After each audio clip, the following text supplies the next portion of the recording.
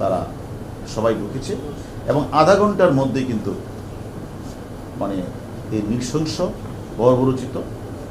হত্যাকাণ্ডটি সংঘটিত হয়ে যায় এবং তারা এই হত্যা সংঘটিত করার পরেই ঠিক আধা ঘন্টা বা 1 ঘন্টা পরেই এদের মধ্যে একজন যে সংগঠন সে আবার বের হয়ে যায়, গিয়ে সেখানে আবার ভিকটিমের মোবাইলটা তারা অন করে সেখানে কিছু কথাবার্তা করে, অর্থাৎ যে ডিভাইসটাকে তারা ভিন্ন খাতে করে বাইরে, সেখান থেকে আবার ভিতরে আসে, এসে তারা এটা আপনাদের বললে মানে এটা আসলে বলাও এটা আমাদের সকলের জন্য অত্যন্ত একটা কঠিন বিষয় যে তাকে তারা মানে মানে তাদের প্ল্যানটা ছিল এরকম যে তারা একদিকে তারা বিদেশের মাটিতে হত্যাকাণ্ড সংঘটিত করবে এবং লাশটাকে এমনভাবে গুম করা হবে যাতে কেউ কোনোদিন খুঁজে না পায়, যার কারণে তারা মানে বিভিন্ন পার্টে ভাগ করে ফেলেছে, অর্থাৎ হাড়ির সাথে মাংস আলাদা করে ফেলেছে এবং সেটা একটা সুটকেসে করে গ্রে কালারের সুটকেসে করে যে মূল যে আমাদের কাছে যিনি আছেন উনি আর হলো জাহিদ বা জিহাদ, এরা দুইটা ব্রিফকেস করে ওই যে পাবলিক টয়লেটের কাছে একটা গাড়ি ওয়েট করছিল, ওইখানে গিয়ে সিয়াম, তার নাম সিয়াম, ওইখানে গিয়ে আমানুল্লাহ চলে আসে। আর তারাকে আমানুল্লাহরও একটা নাম আছে, এরা এখনো কেউ অনেকেই জানেন না, তার একটা নাম আছে। তার সেখানে গিয়ে তারা ওই দুইজন সিয়াম যাই ভারতীয় একজন ড্রাইভার, সে ড্রাইভার তো জানেও না কি নিয়ে তারা চলে যায়, এদিকে এই পার্ট তারা চলে যায়। আবার এই যে মূল ভিকটিম মানে মূল যে মানে হত্যা সংঘটিত উনি আবার বাসায় চলে আসে, এসে উনি পরের দিন উনি তারপরে আরও দুইজন, যেহেতু 3 জন ছিল, 3 জনে বাকি মাংসগুলিকে বিভিন্ন পলিথিন বা বিভিন্ন ইয়েতে করে তারাও বের হয়ে যায়। 15 তারিখে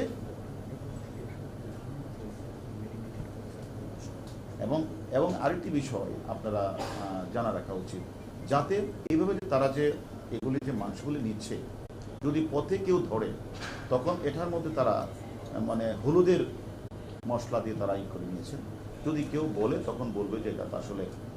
বাজার থেকে আমরা কিনে আনবো, এটা মশলা তো মাংস সেটা এটাকে, অর্থাৎ উদ্দেশ্যটা ছিল যে মানে এমনভাবেই গুম করা হবে তাকে যেন কেউ কোনোদিন তার অস্তিত্ব না পায়। অপরাধীরা সেখানে করে তারাও একে একে তারা বাংলাদেশে চলে এবং ঠিকই 15 তারিখ মূল যে আমাদের কাছে আছে উনি এবং তার যে গার্লফ্রেন্ডটা গিয়েছিল 30 তারিখ, এই 2 জন তারা বাংলাদেশে চলে আসে। 16 তারিখ মুস্তাফিজ চলে আসে। এভাবে পর্যায়ক্রমে ওরা যখনই বাংলাদেশে ঢুকে পড়েছে ঠিক তখনই যে মাস্টার মাইন্ড উনিও 10 তারিখে চলে আসছিল, ওরা যখন বাংলাদেশে একে একে ঢুকে পড়েছে উনি তারপরে বিস্তা এয়ারলাইন্সে দিল্লি থেকে 2 ঘন্টা ট্রানজিট নিয়ে উনি কাঠমান্ডু থেকে ওখান থেকে চলে যেতে পারে এবং চলে গেছে। এখন আমার বিষয়টা হচ্ছে যে এই হত্যাকাণ্ডটা আসলে তাদের দীর্ঘদিনের একটা পরিকল্পিত প্ল্যানের একটা অংশ এবং তারা দীর্ঘদিন যাবতেই তারা একটা সুযোগ খুঁজছিল ভিকটিম প্রথম সময় ওই দেশে যাবে। এবং আমরা শুধু তা না, এই যে পরিকল্পিত যে হত্যাকাণ্ডটা করার পরে আমরা যারা তদন্তকারী কর্মকর্তা মানে 18 তারিখ থেকে জিডি হয়েছে, গোপাল বিশ্বাস তার কলকাতা পুলিশের কাছে জিডি করেছে এবং আপনারা দেখবেন সেইগুলিতে তারা তাদের মোবাইলগুলিতে বিভিন্ন ধরনের মেসেজ দিয়েছে, অর্থাৎ ভিকটিমের মোবাইল থেকেই কোনো সময় দেখা গেছে গোপাল বিশ্বাসের কাছে একটা রিং দিয়েছে, কোনো সময় বাংলাদেশের একজনের কাছে রিং দিয়েছে, কোনো সময় বিহার থেকে রিং দিয়েছে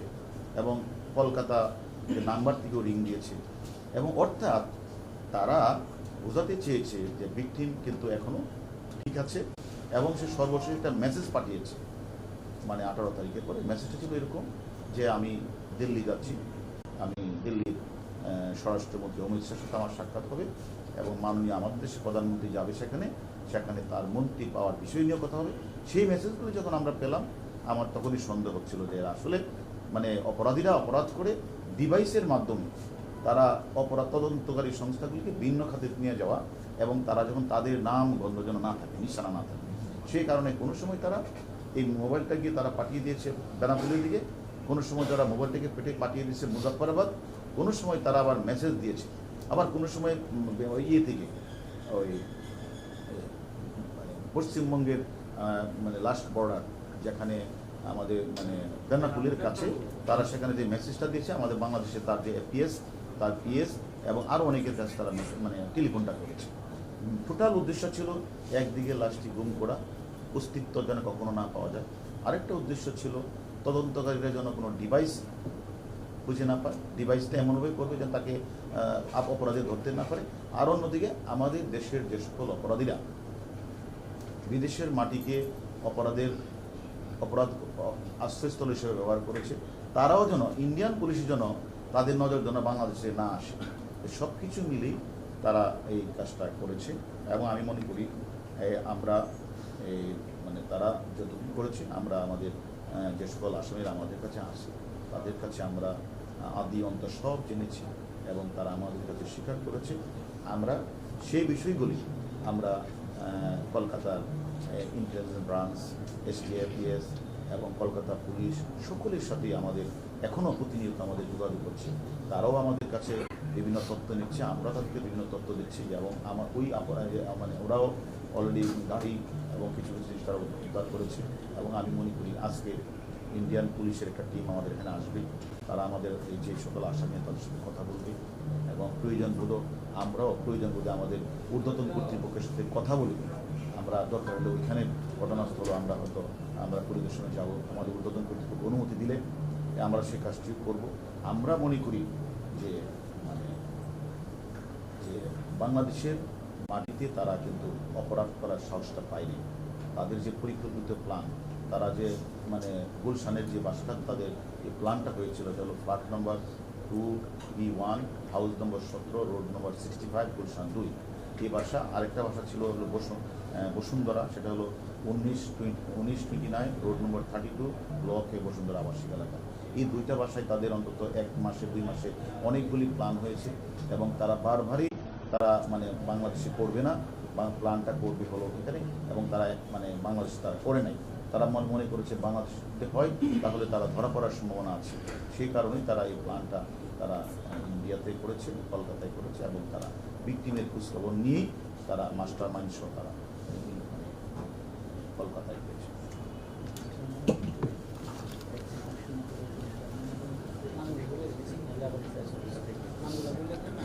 এখন আসলে আপনি মানে ওই যে মাস্টার মাইন্ড তার নাম হলো ডাক নাম শাহিন, মানে আরও নাম আছে সে শাহিন, তার গার্লফ্রেন্ড সেলেস্টি, আর যে মূল কাজটা করেছে হত্যাকাণ্ডের সংগঠক হিসেবে কাজ করেছে, যাকে রেখে আসছিল শাহিন, তার নাম হচ্ছে আমানুল্লাহ। কিন্তু এই আমানুল্লাহ কিন্তু তার নাম আমানুল্লাহ না, সে কিন্তু সেখানে একটা মানে নতুন পাসপোর্ট করে আমানুল্লাহ সেজেছে, তার নাম কিন্তু আরেকটা। ওই যে নামটা সে কিন্তু পূর্ব বাংলা কমিউনিস্ট পার্টির বড় নেতা ছিল, তার নাম বলাকাড়া পার্টির নেতা। সে তার বিরুদ্ধে আপনার ওই মানে মানে খুলনা যশোর ওই এলাকাগুলিতে অনেকগুলি মার্ডারের অস্ত্রে অনেকগুলি মামলা আছে এবং সে হলো মূল সংগঠন হিসেবে কাজ করেছে। তার নাম হলো শিমুল। এখন আমরা সব বলে দিলাম আপনাদের। এখন আমার কথা হলো যে বিষয়গুলি আমাদের তদন্ত কাজ চলছে, আমাদের ইন্ডিয়ান পুলিশও আমাদের অনেক সহযোগিতা করছে, আমরাও ওনাদের কাছে আমাদের তথ্যদাতা আমরা শেয়ার করছি এবং আমি মনে করি মানে আমাদের ঝিনাইদহ মানে 4 আসনের যে মাননীয় সংসদ সদস্য আনোয়ার আজিম যে হত্যাকাণ্ডটাকে আমরা অত্যন্ত গুরুত্ব দিয়ে বিবেচনা করেই আমরা কিন্তু আমাদের তদন্ত কাজটা চালাচ্ছি এবং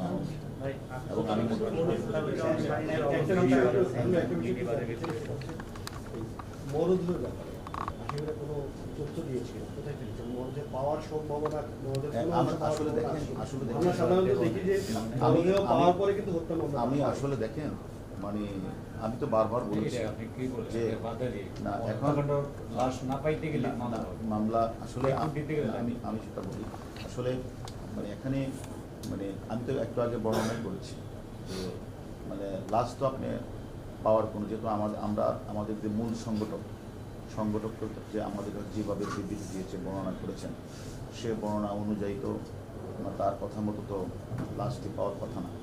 সেখানে বিভিন্নভাবে খণ্ডিত করে এবং সেখানে বিভিন্ন ধরনের সেখানে আলাদা করে এক শরীর থেকে আলাদা করে মাংস ঘাট দিয়ে আলাদা করে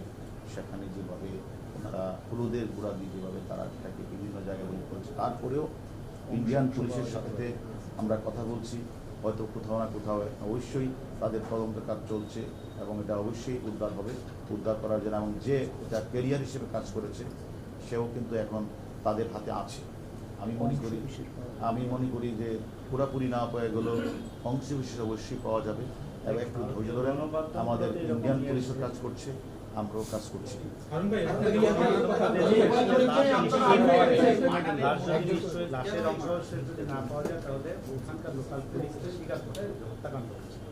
এখন এটিকে আপনার এটা মনে রাখতে হবে যে মামলা রুজু হত্যাকাণ্ড হইলেই লাশ উদ্ধার হলে মামলা রুজু তা না, মামলা তো আগেই হতে পারে। মামলা যখন কলকাতা পুলিশ নিশ্চিত হয়েছে এবং আমরা তাদেরকে তথ্য দিয়েছি সব কিছু মিলিয়ে এবং তাদের যে বাসায় ছিল সেই বাসার যে বিভিন্ন সার্কামস্টেন্সের যে এভিডেন্স প্রাথমিকভাবে সত্যতা পেয়েই তারা মামলাটি রুজু করেছে। আমি মনে করি এবং আমরা হয়তো যে ক্যারিয়ার হিসেবে কাজ করেছে সেও ইতিমধ্যে তাদের হাতে আছে, আমরা জেনেছি। পাশাপাশি যে মূল সংগঠন হিসেবে কাজ করেছে তার সাথে তো আমরা কথা বলেছি, সবগুলো মিলিয়ে কনফার্ম হয়েই এই মামলাটি রুজু তারা করেছে। আমি মনে করি আমাদের কাজটি হচ্ছে এখন তার কী কারণে হত্যাকাণ্ড ঘটেছে সেটা আগে পরের বিষয়, এটা আমরা বের করব। কিন্তু বিষয়টা হচ্ছে কারা জড়িত, আমরা এগুলি নাম সবাইকে আমরা গ্রেপ্তার করব। তারপরে এবং হত্যাকাণ্ডটি এবং যারা ঘটিয়েছে তাদের তো সব কিছু আমাদের নাম্বার আমরা পেয়েছি, তাদেরও গ্রেপ্তার করব। পাশাপাশি সেখানে আর্থিক কারণে বা রাজনৈতিক কারণে অথবা কোনো আধিপত্য বিস্তারকে ঘিরে কোনো ধরনের কারণে ঘটনাটি ঘটেছে কিনা সেটা আমরা তদন্তে বের হয়ে আসবো। পাশাপাশি আপনারা জানেন যে মূল যে মাস্টারমাইন্ড এবং যে আমাদের ভিকটিম তারা কিন্তু পরস্পরের বন্ধু, তারা একসময় একসাথে খেলাধুলা করত। এখন তাদের সাথে আমরা বিভিন্ন ঘটনায় আমরা তার সাথে আদৌ কোনো ব্যবসা ছিল কিনা, তাদের সাথে কলকাতায় কোনো তাদের লেনদেন আছে কিনা, এটা আসলে তদন্ত না করে তো আসলে বলা যাবে না। আমরা তদন্ত করছি, আমরা আমাদেরকে কলকাতা পুলিশ এবং আমাদের বাংলাদেশের ডিবি আমরা সম্মিলিতভাবে কাজ করছি এবং আমরা একে অপরের সাথে আমাদের তথ্য আদান প্রদান করছি। আমি মনে করি যেহেতু আমরা ক্লু বের করেছি, রহস্য উদ্ঘাটন করেছি, অবশ্যই আমরা আশা করি পুরাপুরি না পেলেও খণ্ডিত অংশ আমরা আমাদের কলকাতা পুলিশ উদ্ধার করবে এবং পাশাপাশি আমরাও এর সাথে আরও কোনো ব্যক্তি এর সাথে জড়িত আছে কিনা সেটা আমরা খুঁজে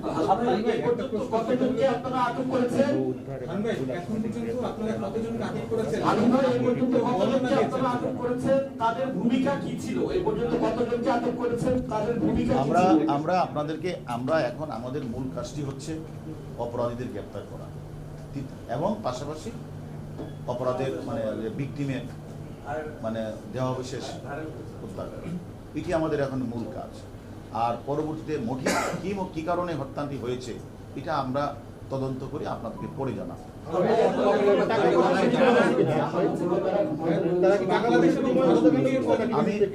আমি দুটি বিষয়, মাস্টার মাইন্ড যারা এটাকে তারা হয়তো বা সে হয়তো তার সাথে কি হয়েছে সেটা আমরা তদন্তে বের করবো। তো বাকি ইন্ডিয়াতে যারা কে গাড়ি সরবরাহ করবে, কে এটা সংগঠন যে হত্যাকাণ্ড করার জন্য সহযোগিতা করবে, তারা তাদের সাথে একটা টাকা পয়সা তাদের সাথে একটা লেনদেন ছিল, যে টাকা পয়সার বিনিময়ে তারা এই কাজটা করে।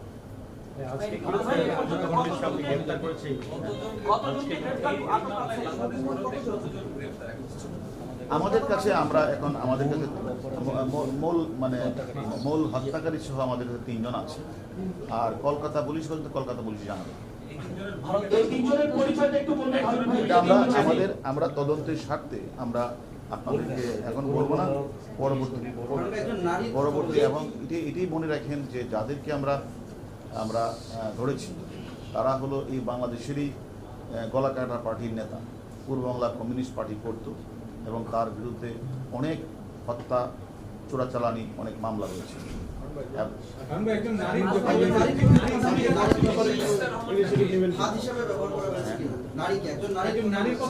সবকিছুই আমাদের কাছে সে নারীও আছে, সেটাও আমরা তদন্ত করছি। যদি আমরা দেখছি যে এখানে কি আমরা তো বললাম তো অ্যাকচুয়ালি তদন্ত শেষ না করে তো আসলে বলা যাবে না। এখানে কিন্তু নারীকে দিয়ে হানি ট্রেপ করা হয়েছে না, সেখানে টাকার কোনো ঘটনা ছিল বা সেখানে কোনো রাজনৈতিক কোনো মানে ছিল, সেখানে কি অর্থনৈতিকভাবে কোনো ছিল,